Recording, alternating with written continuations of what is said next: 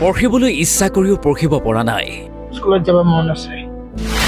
22 বছৰীয়া যুৱকৰ চকুত চকুলো। আল্লাহে দোৱা কৰিবনে মুছৰাফ হুছেইনক? পঢ়া শুনা কৰি ডাঙৰ মানুহ হোৱাৰ সপোন আছিল মুছৰাফৰ। এদিন মাক দেউতাকৰ নাম উজ্জ্বল কৰাৰ মন আছিল, কিন্তু থমকি ৰৈছে যুৱকজন, ভাগি পৰিছে পৰিয়াল। একো কৰিব পৰা নাই, ল'ৰা-ছোৱালীৰ কাৰণে বহুত আশা আছিল ল'ৰাজনৰ। কি কম, পঢ়া শুনা কৰিব নোৱাৰো, গভৰ্ণমেণ্ট স্কুলত নাৰাখে তেনেকৈ। মহানগৰীৰ এগৰাকী 22 বছৰীয়া যুৱকৰ কৰুণ কাহিনী।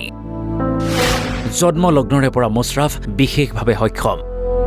জালুকবাৰী সুন্দৰবৰী চান মহম্মদ আলী আৰু মমিমা বেগমৰ একমাত্ৰ সন্তান 22 বছৰীয়া মুছৰাফ হুছেইন।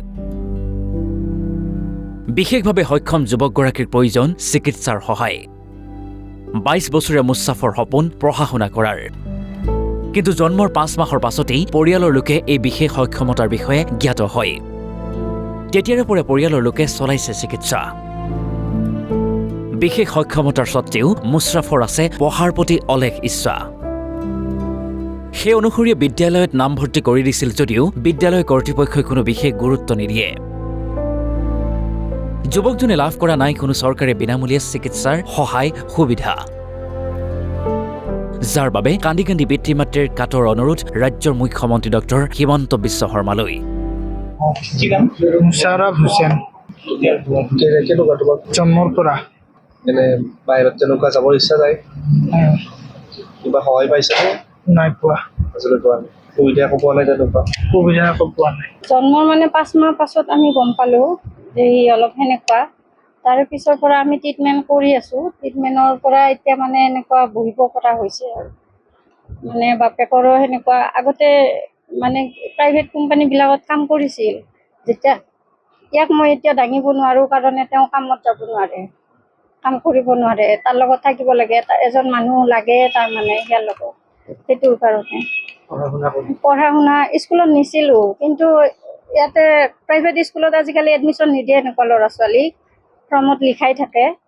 আৰু ইয়াতে ওচৰতে গভৰ্ণমেণ্ট স্কুল আছে, তাত নিছিলোঁ। নিলে মানে কি হ'ব, ইমান গুৰুত্ব নাই মাষ্টৰৰ, তো মই দিনটো ৰখি ৰখি তাক তেনেকৈ লৈ আহোঁ। আৰু এতিয়া যেতিয়াৰ পৰা মই নিব নোৱাৰোঁ, এতিয়া আৰু দাঙিব নোৱাৰোঁ যেতিয়া, সেইকাৰণে বাদ দিলোঁ।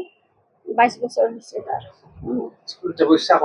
ইচ্ছা বহুত কৰে পঢ়াৰ, বহুত ইচ্ছা, গান গোৱাৰ ইচ্ছা তাৰ, খেলা মানে ক্ৰিকেট খেলা বহুত ভাল পায় সি। টিভিত সেই ক্ৰিকেট খেলায়ে চায়। আৰু জুবিন দাক বিৰাট ভাল পায়, বিশ্ব ছাৰক বিৰাট ভাল পায়, হেমন্ত বিশ্ব ছাৰক মামা বুলি কয় সি। ইচ্ছা ইয়াৰ বহুত, কিন্তু আমি সেনেকৈ সুবিধা দিব পৰা নাই। দেউতাকে একো কৰিব পৰা নাই কাৰণে তাকে সুবিধা আমি দিব পৰা নাই।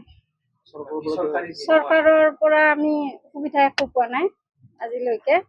এটা মানে এজন মানুহে কৰি দিছিল, দীনদয়াল বুলি এটা NGOৰ নেকি, সেইটো আগত 3000কে সোমাইছিল। এই লকডাউনৰ পৰা কাটি 1000 কৰি দিলে সেইটো।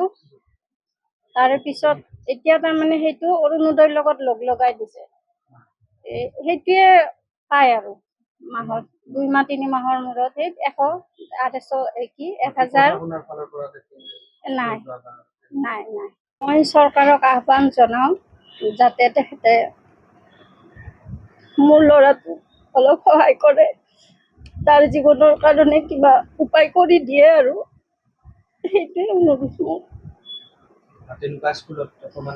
স্কুলৰ সুবিধাটো কৰি দিলে ভাল হয়, তাৰ অলপ শিক্ষা হ'লে। সি তাৰমানে বহুত টেলেণ্টেড হয়, এনে ব্ৰেইনত চব কথাই জানে, চব বুজি পায়। মোবাইল শিকাব নালাগে তাক, ৰিমট নিজে টিপে শিকাব নালাগে সেইবিলাক তাক। আমি পঢ়াৰ সুবিধাটো ইমান দিব পৰা নাই, সেইটো সুবিধা কৰি দিলে ভাল হয়। ল'ৰাজনৰ কাৰণে কাম কৰিব নোৱাৰা হৈ গৈছোঁ। ল'ৰাজন ডাঙৰ হৈছে, দাঙিব লাগে। সৰুতে থাকোঁতে আগতে কোম্পানীত কাম কৰিছিলোঁ, এতিয়া ডাঙৰ হ'বৰ পৰা মই তাৰমানে ঘৰত বহিব লগা হৈছে। যদি চৰকাৰে মোক অলপ সুবিধা দিয়ে ল'ৰাটোৰ ফালৰ পৰা, মই কৰিম আৰু। গুৱাহাটীৰ পৰা হাইদাৰ আলী, অসম লাইভ 24।